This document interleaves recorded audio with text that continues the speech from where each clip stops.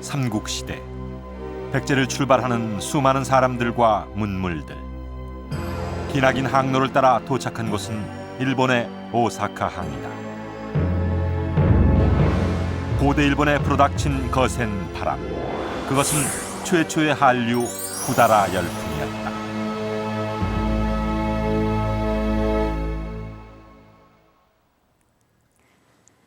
안녕하세요. 고두심입니다. 일본에서 불고 있는 한류 열풍, 이제 우리에게 낯선 이야기가 아닙니다. 그런데 지금보다 더 거센 한류의 열풍이 고대 일본에서도 불고 있었다는 사실 알고 계십니까? 오늘 역사 스페셜에서는 고대 일본에서 불었던 한류 열풍의 실체를 찾아 고대 한국과 일본의 관계가 어떠했는지 살펴보려고 합니다. 자, 여기 한 가지 단서가 있습니다.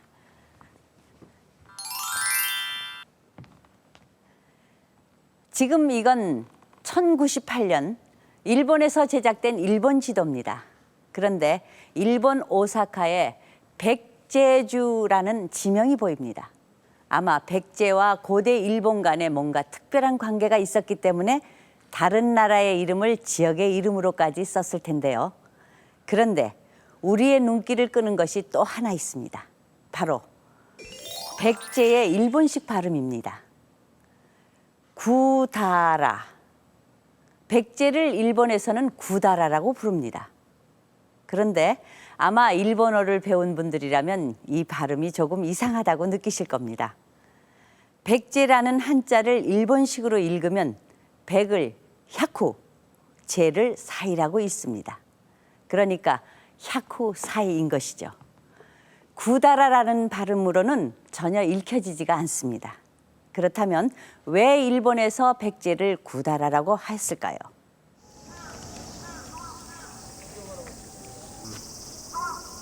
일본 제2의 도시이자 역사가 깊은 도시인 오사카. 백제의 유물 유적이 많이 남아있는 곳이기도 하다. 백제를 구다라라고 부른 이유를 찾아보기 위해 오사카 시내 한 서점을 찾았다. 일본의 역사 용어들을 풀이해놓은 일본 국사사전. 이 책에서 구다라란 단어를 찾을 수 있었다.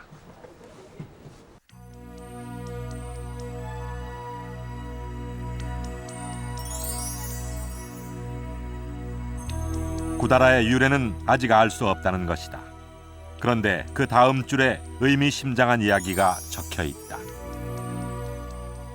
과연 이 책에서 말하는 고대 일본과 백제의 수수께끼는 무엇일까?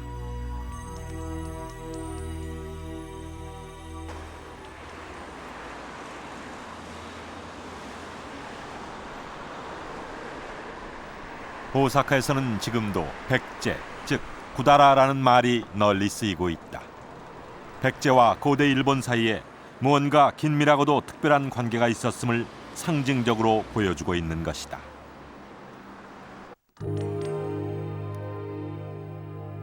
더구나 고구려를 한국어의 원래 발음을 살려 고욱구리라고 하고 신라를 실학이라고 부르는 것에 비해 백제는 구다라라고 불렀다. 그렇다면 구다라라는 말에 어떤 특별한 의미가 담겨 있을까? 교토대 명예교수인 우에다 마사아키 씨. 그는 구다라란 말을 통해 백제에 대한 일본인들의 생각을 읽을 수 있다고 한다. サンスクリットの不堕落と書いですね。不堕落がなまってくだらになったとか、いろんな説がありますけど、私はやっぱりですね、韓国語の君なら大きな国という君ならという韓国語がなまってですね、くだらになったという説が一番納得できる説じゃないかというように思っています。 고대 일본 사람들은 백제를 큰 나라로 부를 정도로 우러러보고 더 나아가서는 선망의 대상으로 여겼던 것입니다. 그렇다면 왜 그렇게까지 백제를 대단한 나라로 생각했을까요? 우리가 흔히 알고 있기로 일본에 남아있는 백제의 대표적인 유물이라면 사찰 불상, 불교 문화 이런 것들일 텐데요. 그런데 우리가 알고 있는 것보다 훨씬 더 다양한 문물이 일본에 건너갔고 그것은 고대 일본 사람들의 실생활에까지 큰 변화의 바람을 불러일으켰습니다.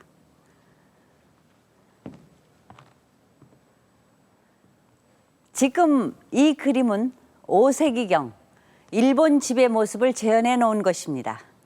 고대 일본 집의 형태를 볼 수 있는 자료인데요. 한반도의 청동기 시대의 움집들과 비슷한 형태의 집들이 대부분입니다.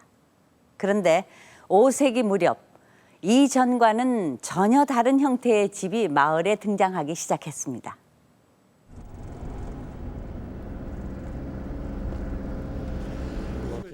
일본 오사카 나라현의 가시하라시 유적 발굴 작업이 한창이다. 6, 7세기 고대 일본의 주거 형태와는 전혀 다른 형태의 집터가 발견됐다.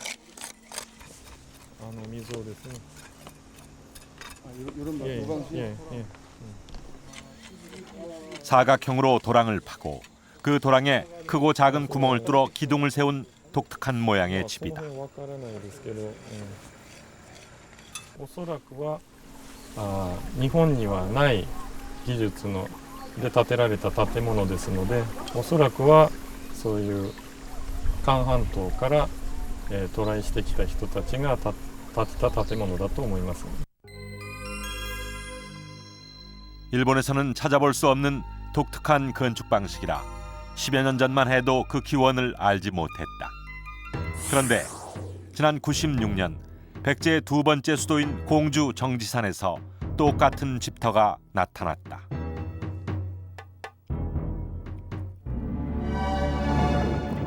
유적을 근거로 집을 세워보면 우선 네모 형태의 도랑에 촘촘히 구멍을 낸 뒤 그 구멍에 크고 작은 기둥을 세운다. 그리고 기둥 사이에 흙을 바르면 벽체가 완성되는 이른바 대벽 건물이다. 한반도에선 유일하게 백제 지역에서만 보이는 건물 형태다. 백제에서 일본으로 전해진 건축 방식인 대벽 건물. 그런데 모든 일본 사람들이 이 건물을 이용했던 건 아닌 것으로 보인다.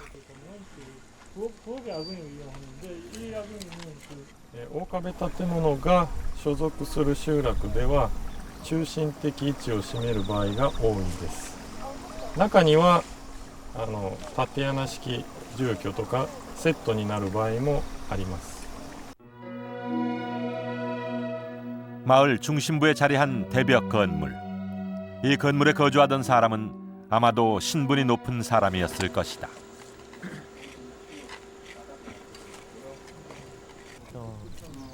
그 터에서는 또 한 가지의 유물이 발견됐다.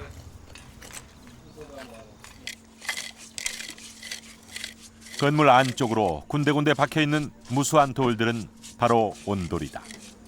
건물과 함께 난방을 위한 기술이 같이 들어온 것이다. 온돌의 흔적은 시가현 오츠시에서도 보인다. 발굴 작업이 이미 끝나 건물터를 눈으로 직접 확인할 수는 없지만 이 부근에서도 대벽 건물과 함께 온돌이 발견됐다.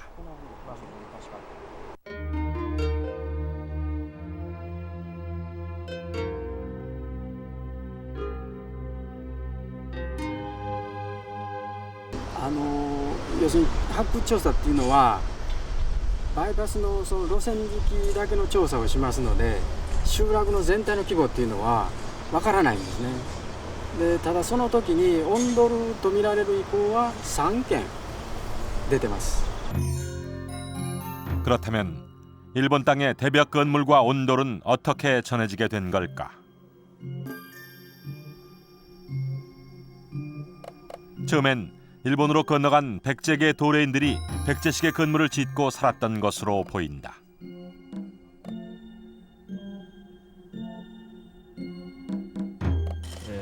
渡来人もしくはそういう先進の文物を身につけた人たちが、アピールできるかちょっとニュアンスは分かんないですけども、私はこういうものを持ってますとかそういうのをアピールするのにそれを利用したんじゃないかな。 백제에서 온 도레인에 의해 일본에 처음 소개된 대벽 건물. 그러나 6세기경이 되면 점차 서일본 지역 일대로 퍼져나간다. 일본 사람들에게까지 대벽 건물이 인기를 끌기 시작한 것이다.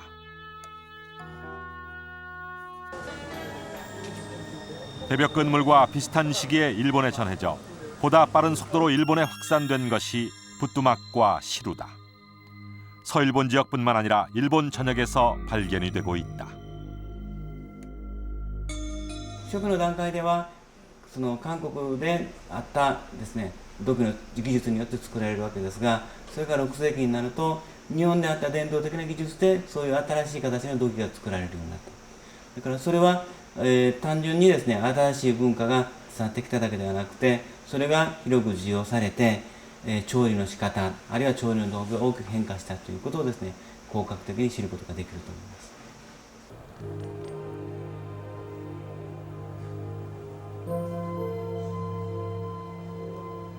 백제에 의해 고대 일본 사회에선 주거 문화와 함께 주방 문화, 그리고 더 나아가서 음식 문화까지 변화하게 된 것이다.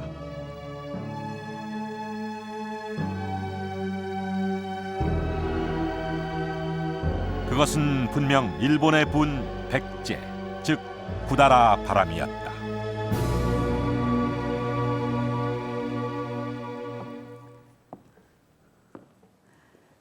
대벽 건물의 등장으로 마을의 모습이 아주 달라졌습니다.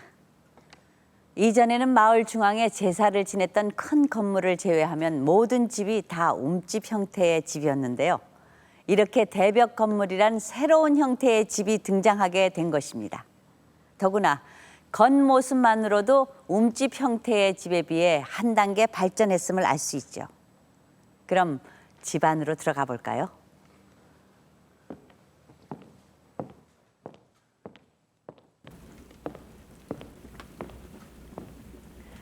앞서 보셨던 부뚜막이 눈에 띄죠. 이전에는 주로 바닥에 쪼그리고 앉아 화로에서 음식을 해 먹다가 이제 부뚜막에 서서 음식을 하게 된 것입니다. 아마 화로보다는 음식 만들기가 훨씬 더 편리해졌을 텐데요. 그래서인지 부뚜막은 일본에 전해진 지 아주 빠른 속도로 일본 전역으로 퍼집니다. 그야말로 지금으로 치면 대단한 히트 상품이었던 것이죠. 이렇게 인기를 끌었던 것이 또 한 가지 있습니다. 부뚜막 위에 올려져 있는 큰 토기인데요. 바로 시루입니다. 이 시루의 등장으로 쪄서 먹는 음식 문화가 일본에 생겨나기 시작합니다. 아마도 이 시루를 가지고 떡을 쪄 먹기도 하고 생선이나 고기 요리도 했을 텐데요. 이전에 굽거나 국을 만들어 먹었던 것에서 조리 방법이 보다 더 다양해진 것입니다. 그렇다면 고대 일본 사람들의 밥상은 어떠했을까요?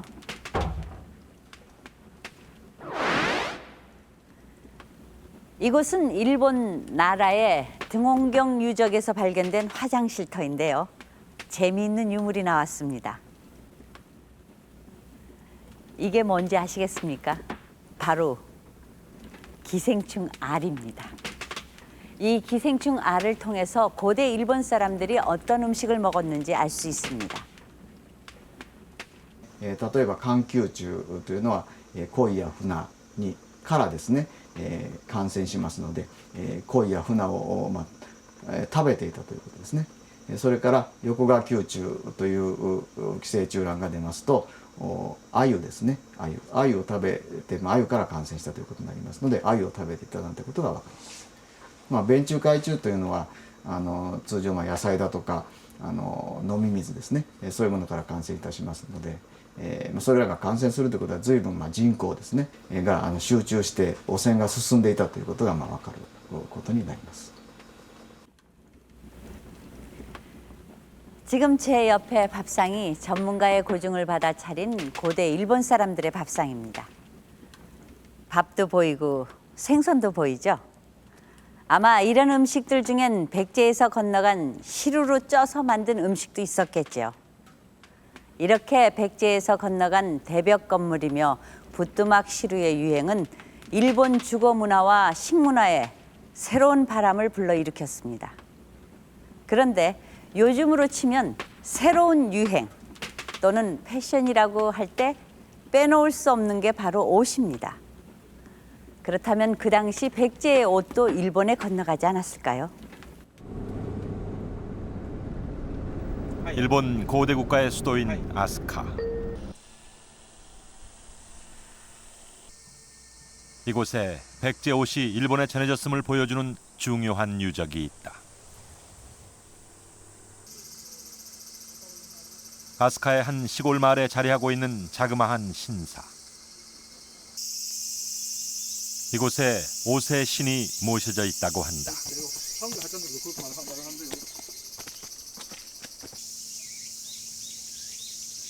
그런데 이곳에 모셔진 신은 바로 백제에서 건너간 부부다.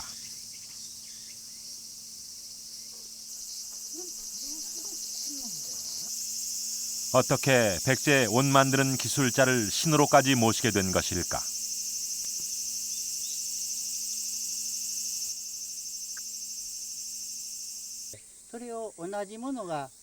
이 일대엔 백제에서 건너온 의복 기술자들이 모여 살았다고 교토 다치바나 대학의 이노쿠마 교수는 이야기한다. 이런 사실은 기록으로도 남아있다.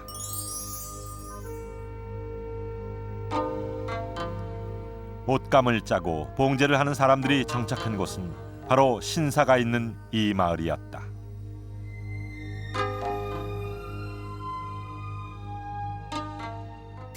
で、そして呉津彦と呉津姫ですね。で、それを綾羽鳥とも呼んでいるんでありますけれど、そういう人々がこの場所へ来て、旗を折ったと。で、そういう技術を伝えたということなんです。やがて、その後多くの渡来の人々もやってきますから、そういう百済式の服を作ったということの原点であろうと思うんですが。 그렇다면 백제 기술자들이 전해준 백제식의 옷은 어떤 것일까? 백제식 옷을 추정해 볼 만한 자료는 거의 남아있지 않다. 그런데 그 단서가 될 만한 귀중한 자료가 일본에 있다. 성덕태자가 죽은 뒤 그를 기리기 위해 그린 천수국수장. 이 옷들이 백제의 영향을 받은 백제식 옷이라고 이노쿠마 교수는 주장한다. 475年、百済からですね、多くの人々が渡ってきます。で、それまでと違って、日本の人々は渡ってきた新しい文化を持った人々に大変な衝撃を受けました。当然言葉もそうでありますが、持ち物もそうですが、着ている服装について多くの関心を持ったと思います。争って、その高級官僚や貴族たちがその百済の服装に、真似たというんでしょうか、真似たわけなんですね。 고대 일본의 황실 의복에서 백제식 옷을 찾을 수 있었다. 正確に言えば、この当時の日本のですね、何でしょうか、宮殿やハイソサエティの人々が着る服装であったということであります。でそれは日本的というのか、当然その源流が百済のものでありますから、百済的というのが大変難しいとは思いますが、ですから百済的であったんでしょうね。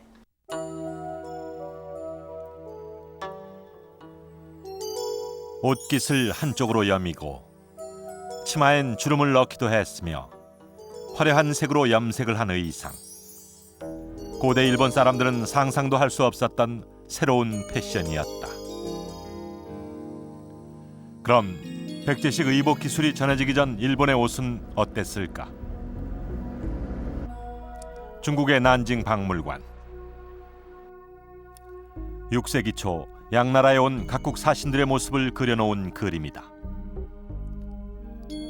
백제 사신은 무릎까지 오는 도포를 걸치고 가죽신까지 갖추어 신고 있다. 하지만 고대 일본 사신은 천을 허리에 두르고 끈을 묶은 정도, 거기에 신발도 신지 않았다. 6세기 초인데도 외국에 나가는 사신조차 아직 제대로 된 옷을 입지 못하고 있었던 것이다. 중국의 역사책은 당시 일본의 옷을 이렇게 묘사하고 있다. 남방형 계통인 관두이나 횡포기를 들 수 있는데 그 재료는 주로 만화, 가죽 같은 걸 원시적인 재료로서 만들어서, 그래서 이 특징은 이제 봉제하지 않고 허리에 끈을 묶는다든지 해서 옷을 여미는 방법으로 그렇게 해서 옷을 입었습니다. 이러한 고대 일본에 비로소 제대로 된 옷의 형태를 전해준 백제. 이런 사실을 뒷받침해주는 증거가 오사카 문화재센터에 보관돼 있다. 바로 배틀의 한 부분이다. 백제에서 온 기술자들이 모여 살았다는 오사카 동쪽의 히라카타시 마을에서 올봄에 새롭게 발견된 것이다.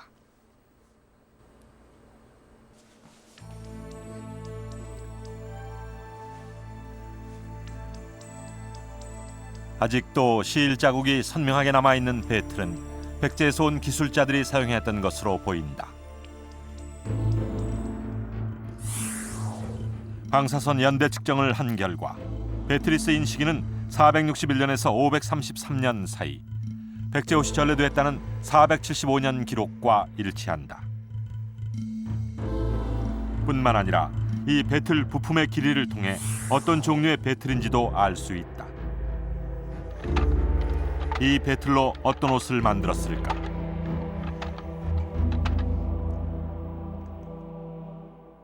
今回見つかりました、機織機の部材は高機といいまして、絹織物を生産する、機織機の部材であると考えられます。 일본 고대 원시 배틀은 이런 모습이었다. 그러다 마와 같은 섬유를 짜는 배틀로 발전하고 뒤이어 비단을 짜는 배틀이 백제에서 건너온 것이다. 백제에서 건너간 배틀은 가장 정교하고 발달된 형태의 것이었다.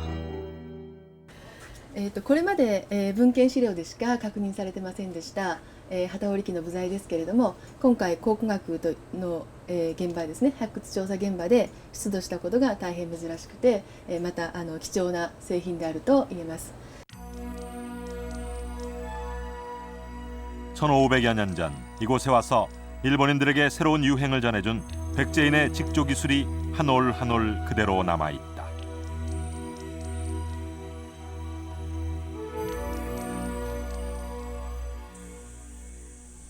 이외에도 옷을 만드는 데 필요한 기술은 모두 백제에서 일본으로 전해졌다.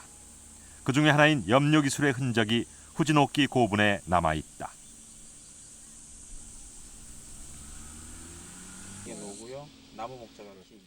이 고분은 고대 한일 관계를 밝혀줄 중요한 유적 중의 하나로 한일 역사학자들이 주목하고 있다.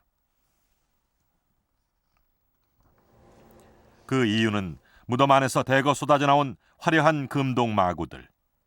이 유물들을 통해 후지노키 고분은 한반도계와 밀접한 관계가 있는 것으로 보고 있다.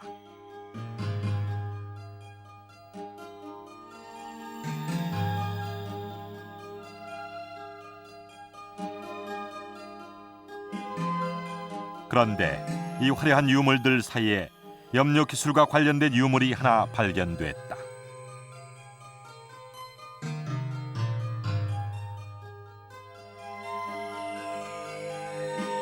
바로 관 안에서 꽃씨가 발견된 것이다. でこれはですね、多分、色としてですね、赤い色として、花を何らかの形で加工したものがですね、入っていたというふうに考えられます。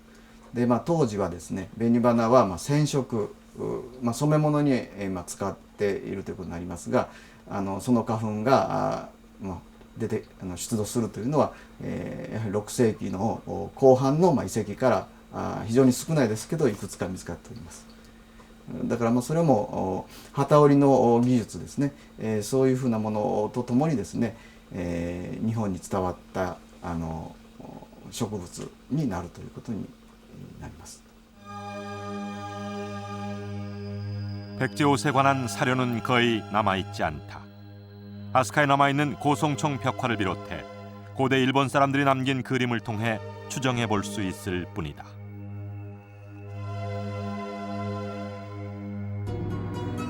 비단으로 만들고 화려하게 염색을 한 백제옷은 일본 사람들에겐 선망의 대상이었을 것이다.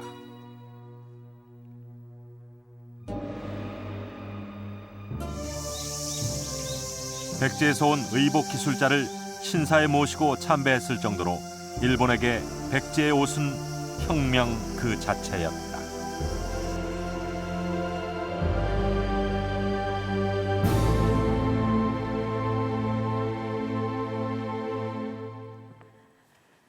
앞서 보셨던 일본 아스카 자료관에서 복원한 일본 고대 시장의 모습을 그래픽으로 재현해 보았습니다. 그런데 이 중에 유난히 눈에 띄는 사람들이 있습니다. 바로 이 사람들인데요. 한눈에 주변 사람들과는 옷차림이 다르다는 걸 알 수가 있죠. 백제에서 전해진 기술로 봉제하고 화려하게 염색까지 한 옷을 입은 건데요. 글쎄요. 이 정도면 백제풍의 옷을 입은 사람이 이 시대 일본에서 최고의 멋쟁이였다고 해도 과언이 아닐 것 같습니다.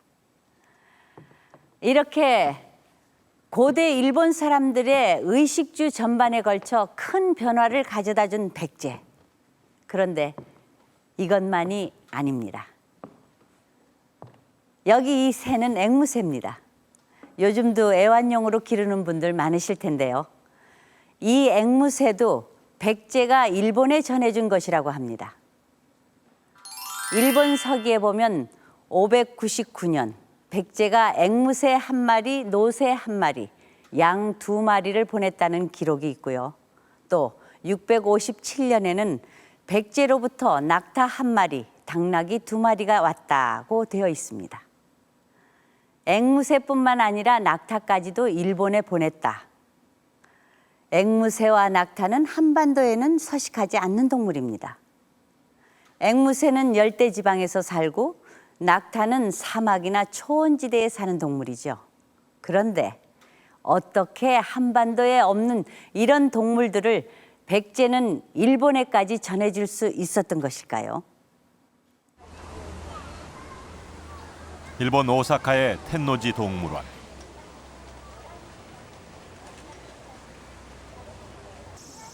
일본에서 서식하는 동물들뿐 아니라 세계 각지에서 들어온 동물들이 모여 있다.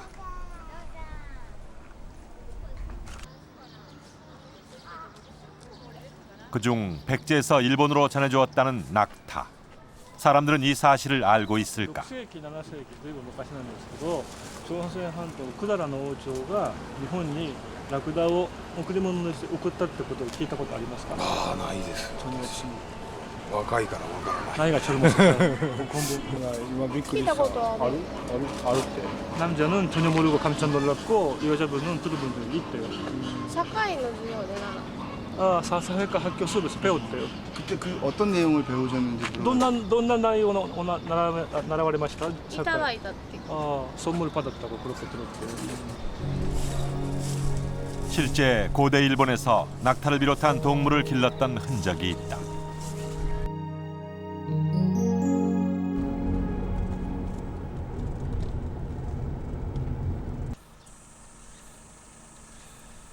아스카의 여러 왕궁 중 하나인 판개궁 터.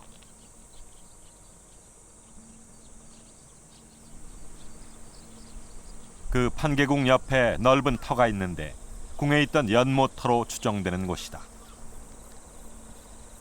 사료에 의하면 이곳이 고대 일본 왕궁의 정원인 백금후원이다.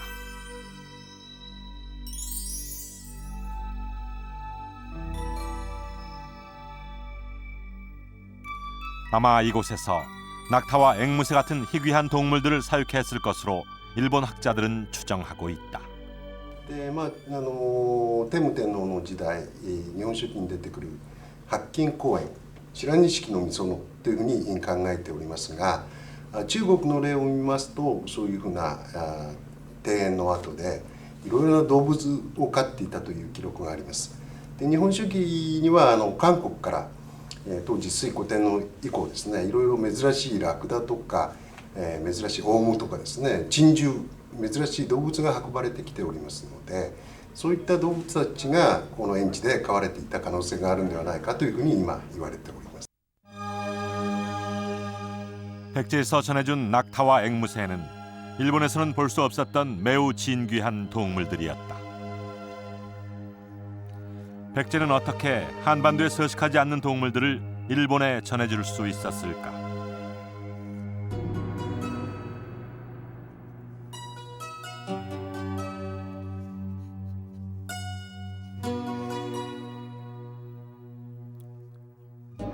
백제를 상징하는 유물인 금동대향로.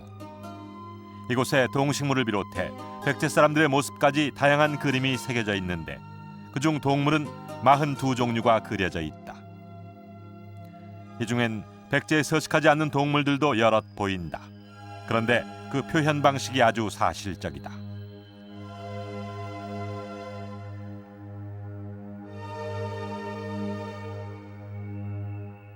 코끼리 등에 사람이 타고 있는 건 코끼리가 일상생활에서 이용되는 걸 직접 보고 그린 것이다. 금동대 향로에서 또 한 가지 주목해야 할 것은 악어다. 이것도 백제 사람들이 동남아시아 지역, 그 지역에서 활동하고 있었고 또 그 지역에 서식하는 악어의 존재를 확인했습니다. 직접 봤던 것이죠. 이 악어의 존재는 다른 역사책이라든지 불교 경전 속에서는 등장하지 않고 있습니다. 그러나 이제 악어의 존재가 고스란히 재현되어 있다고 하는 것은 백제인들이 눈으로 목격했기 때문에 생생하게 묘사됐다. 이렇게 이제 봐야만 될 것 같습니다. 이러한 사실을 뒷받침해주는 또 다른 기록이 있다. 성왕 4년인 526년 백제 승려인 겸익이 배를 타고 인도까지 다녀왔다는 사실이다.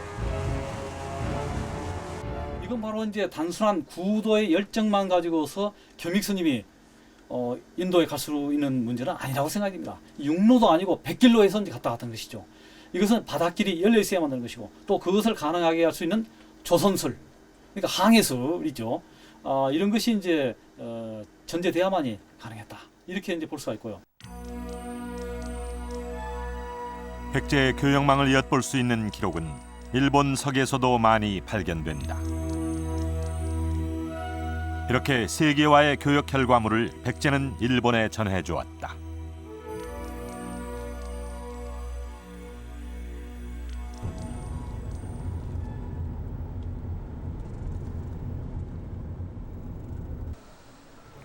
나라문화재연구소. 이곳에는 그것을 입증하는 유물이 보관돼 있다.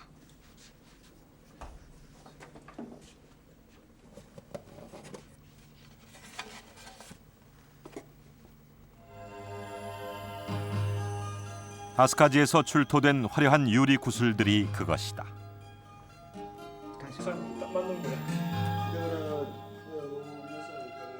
6세기까지만 해도 일본은 유리 만드는 기술이 없었다. 그래서 모든 유리는 외국에서 들여와야 했다. 고이스카 씨는 유리 성분을 분석해 유리의 원산지가 어딘지를 찾아내는 연구를 오랫동안 해왔다. 그런데 고대 일본에 들어온 유리 중에 바다 건너 인도에서 들어온 것도 있다. そういったガラスをこう引き伸ばしてこうカットする技術っていうのはどうも起源がインドらしいというふうなことが最近の調査でも分かってきましたし、あるいは化学分析をやっていますとどうもインドの辺りのガラスと非常に化学成分が似てるということも分かってきましたので、ガラスの交易というのは非常に広範囲に海のルートを使ってですね行ってきてるんじゃないかなということも最近分かってきました。 그런데 아스카지에서 출토된 유리와 똑같은 것이 무령왕릉에서 출토됐다. 혹시 중국을 통해 들어온 건 아닐까? 여기서 재밌는 거는 이 유리 구슬들은 중국에서는 그렇게 많이 보이는 물건이 아닙니다.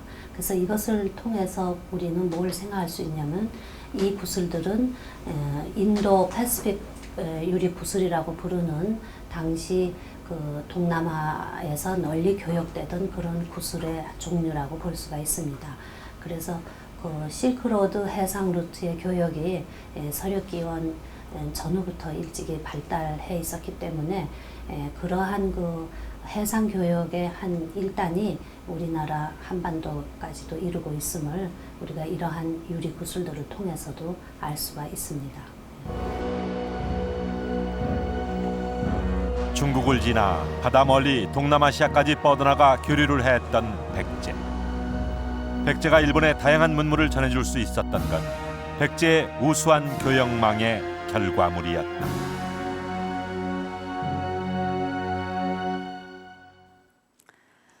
이 지도가 당시 백제의 교역망을 그려놓은 것입니다. 백제의 대표적인 교역국 하면 중국의 남조, 빼놓을 수 없죠. 그리고 앞서 보신 대로 저 멀리 캄보디아, 인도까지 교역을 한 것으로 추정되고 있습니다.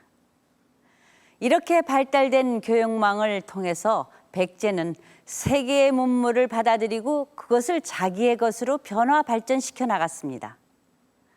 섬나라 일본은 백제를 통해 세계를 접하는 기회를 갖게 된 것입니다. 지금 제 뒤로 보이는 금동 말한장이며 기와, 천자문도 백제로부터 일본으로 전해졌다는 사실은 여러분이 너무나 잘 알고 있습니다. 그러나 이것들 외에도 우리가 모르는 게 너무나 많습니다. 일본에는 한반도에서보다 오히려 더 생생한 백제의 유적을 만날 수가 있습니다.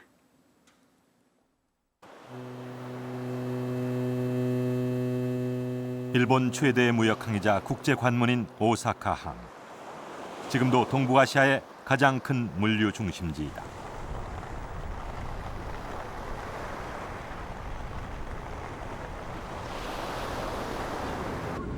오사카에서 30km 떨어진 곳에 위치한 협산지. 도시에 거대한 저수지가 있어 홍수방지용 댐과 농업용수용으로 쓰이고 있다.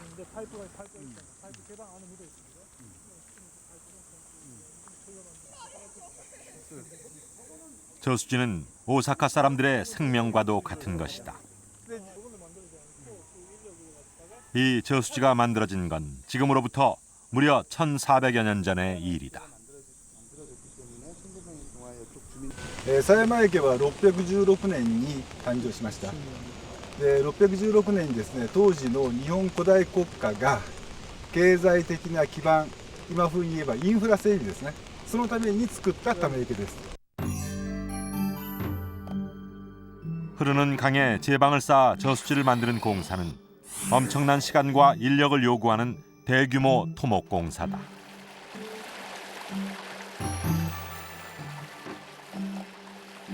で当時の堤がですね、長さが300メートルあります。で300メートルの堤でため池を締め切った谷川を締め切って、ため池を作ってるわけですね。でこれは当時の土木技術としては非常に高度な技術です。で日本にはそういう技術はありませんでした。で多分その技術は、百済から提供してもらって初めて日本で使われた技術になってきます。 습지대인 오사카 지역은 지반이 약해 제방을 쌓기도 어렵고 붕괴되기도 쉽다. 이를 극복한 백제의 토목 기술은 무엇이었을까? 박물관의 홍보 비디오를 보자. 堤が切れると大きな被害が出るので最も重要な工事です。丈夫な堤を作るためにどんな方法が良いのか考えました。その結果、朝鮮半島の百済などで使われていた式波工法を使うことにしました。袋に土を詰めた土のうの間に 흙을 한층 쌓고 그 위에 나뭇가지와 낙엽을 쌓기를 반복하는 공법이다. 저지대나 습지에서 흙의 강도를 높여 제방의 붕괴를 막는 특수 공법인 것이다. 土のうは堤の斜面にも積み、土が崩れるのを防ぎました。 박물관 한쪽에 제방의 절개 단면이 전시돼 있다.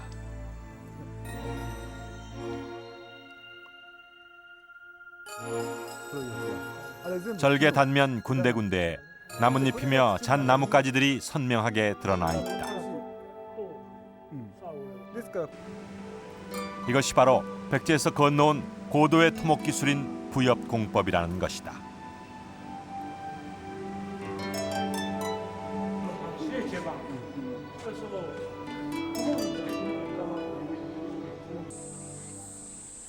이 부엽 공법은 백제 지역에서 흔히 볼 수 있는 것이다.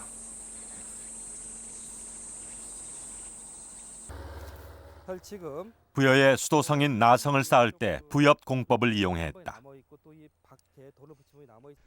이곳은 백마강을 끼고 있는 저지대여서 성벽의 견고성을 확보하기 위해 부엽 공법을 활용한 것이다. 성벽의 단면을 보면 지금도 나뭇가지가 묻혔던 흔적을 엿볼 수 있다.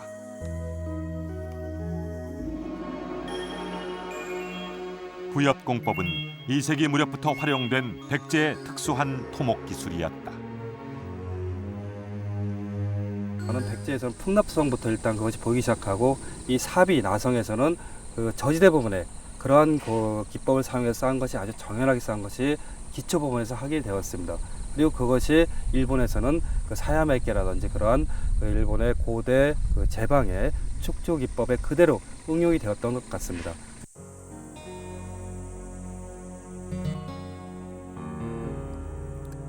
제방 이외에 당시 백제의 뛰어난 기술을 보여주는 것이 또 한 가지 있다.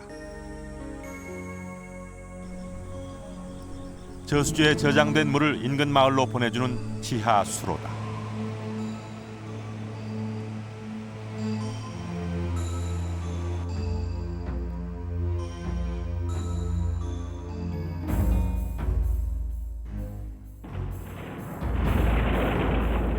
제방을 쌓고 저수지를 만든 뒤 그 바닥에 수로를 설치했다. 수로를 통해 물이 공급되면서 오사카 일대는 농경지로 틀바꿈한다.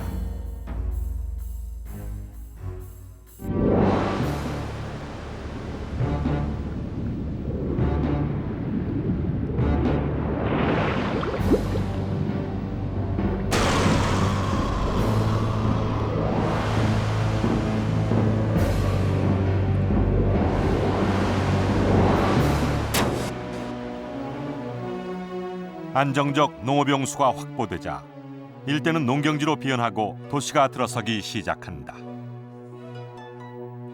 백제인들에 의해 오사카는 고대 일본의 경제적 기반이 되는 핵심 도시로 탄생하게 된 것이다.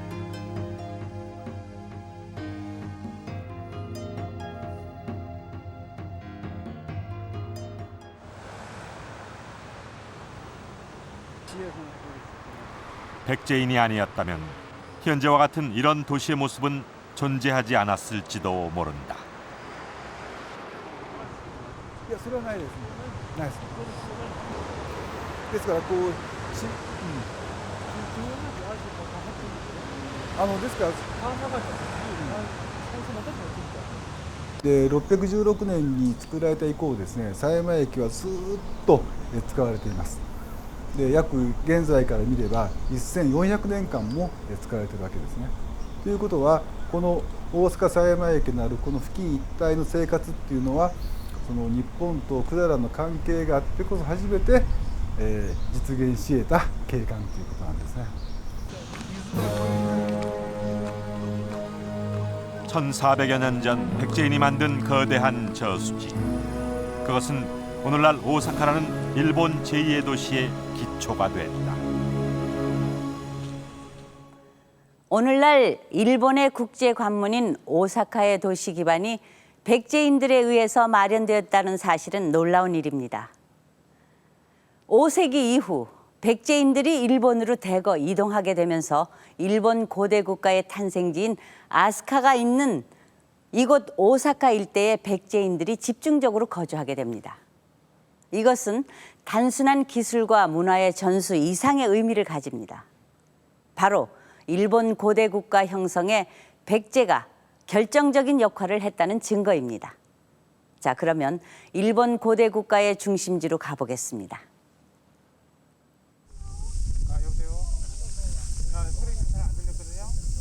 일본 고대 도시의 중심부엔 지금도 백제인의 흔적들이 곳곳에 남아 있다.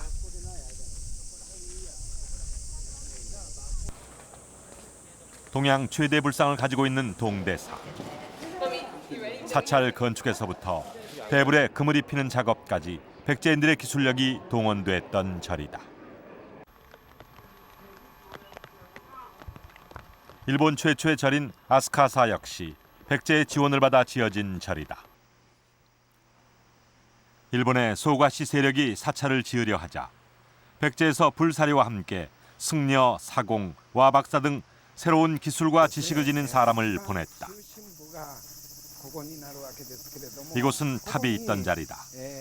탑에 사리를 안치하는 행사가 거행될 때 있었던 재미있는 일화가 전해지고 있다.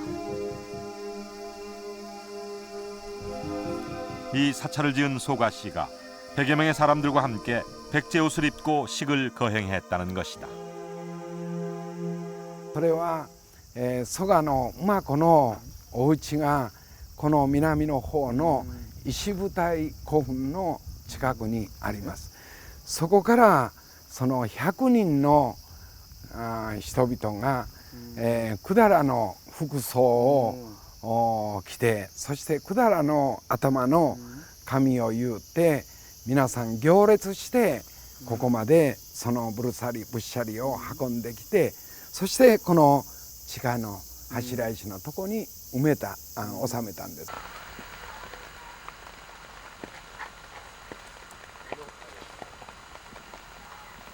그렇다면 소가씨는 누구인가? 나라현의 이시부타이 고부는 소가시 가문 중 한 사람인 소관오 오마꼬의 무덤이다.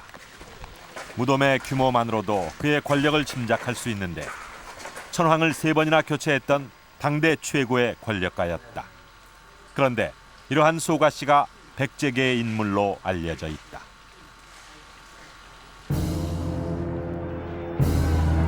(475년) 고구려의 침략으로 백제 한성이 함락되던 해 소가씨로 추정되는 백제인의 기록이 있다.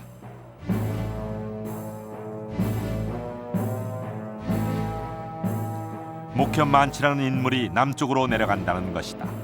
여기서 남쪽이란 일본을 말한다.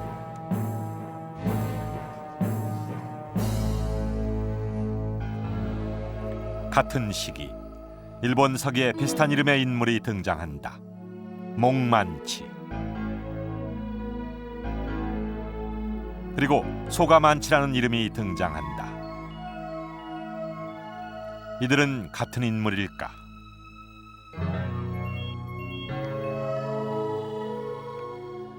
蘇我の一族がですね、渡来系の人であったのではないかという説は日本の学会でも次第に有力になっています。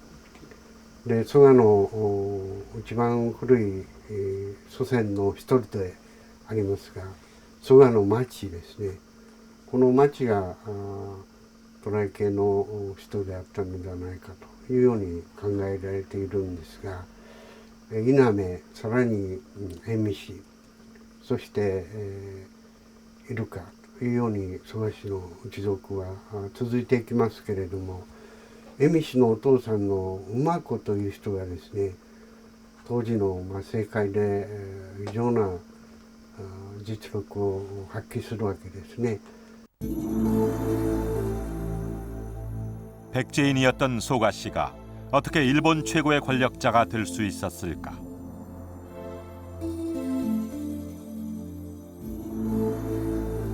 단서는 고수뷰라는 일본 사서에 있다.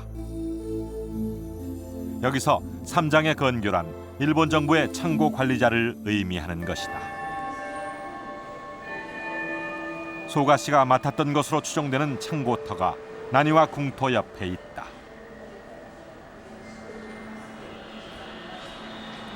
유적 발굴 결과 창고 하나의 크기가 90평방미터에 달하는 거대한 규모다. 이것이 소가시의 정치적 기반이었던 것이다. 백제로부터 선진 문물이 들어오면 그것이 집결되던 창고. 소가시의 권력은 백제로부터 들어오는 선진 문물에서 나온 것이다. 소가시가 백제하고 그 파이프 역할을 했습니다만, 그런 것은 예를 든다면 소가시의 조상이라고 하는 소가 만지가 등장할 때 예를 들어서 그 재정을 관리하는, 호적을 관리하는 이런 그 관료로서 처음에 등장하는 겁니다. 이런 걸 보면은 백제에서 막 호적이라든가 그 재정을 담당하는 기술을 갖고 왔다는 걸 우리가 알 수 있습니다. 또 당시 그 이막기라고 해서 당시로서는 그 현대적인 기술을 갖고 온 사람들의 집단이 대부분 소가시가 관장을 했습니다. 그런 집단을. 그런 것을 보면은 백제와 일본과의 파이프 역할을 하면서 백제에서 갖고 오는 선진 문물을 일단 소가시가 장악을 해서 그것을 야마토 정권의 유력한 호족들에게 분배하는 역할을 한 것이 아닌가. 그런 과정에서 당연히 소가시의 발언권이 높아졌다고 얘기할 수 있겠죠.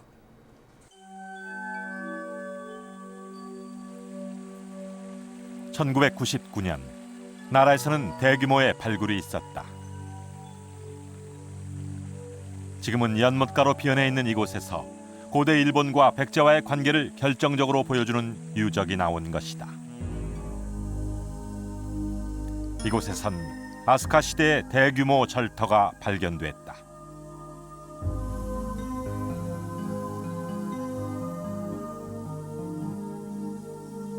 그런데 이 절의 이름이 백제대사다. この場所はですね、除名天皇が639年に建てた百済大寺で、この西の方にはですね百済宮という宮殿、天皇の宮殿が建っておった。 일본 서기는 639년 천황이 백제대궁과 백제대사를 짓게 했다고 전한다. 조메이 천황은 왜 백제대궁을 지으라고 명한 것일까?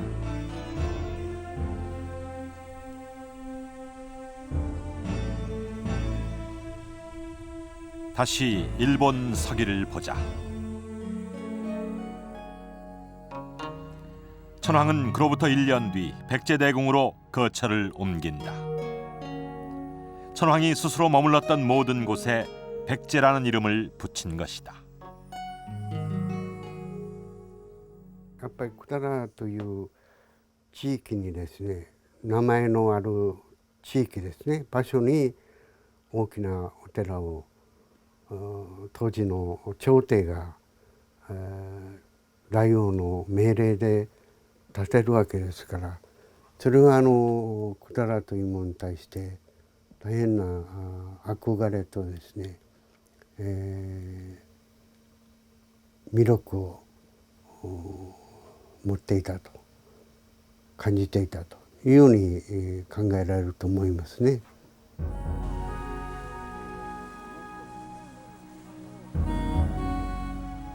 그해 조메이 천황은 백제대사에 구층탑을 세우도록 명했다.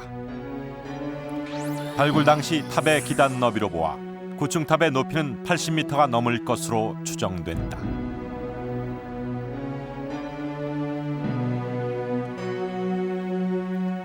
고대 일본에 불었던 구다라 열풍. 그것은 문물의 전례를 넘어 고대 일본인들의 정신문화에 이르기까지 강하게 불고 있었던 것이다.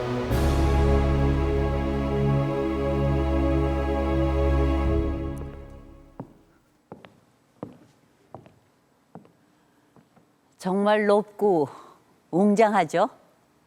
이러한 웅장한 탑에 백제라는 이름이 붙여지고 더구나 천황이 머무는 궁의 이름까지도 백제궁이라고 했다니 고대 일본 사람들이 백제 문화와 문물 그리고 더 나아가 백제라는 나라에 얼마나 매료되어 있었는지 알 수 있을 것 같습니다.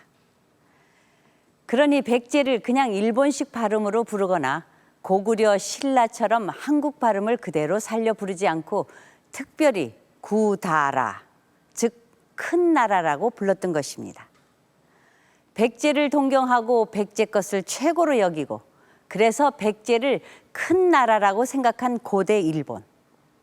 지금 일본에서 부는 한류 열풍보다 더 거센 구다라 열풍이 고대 일본에서 불고 있었습니다.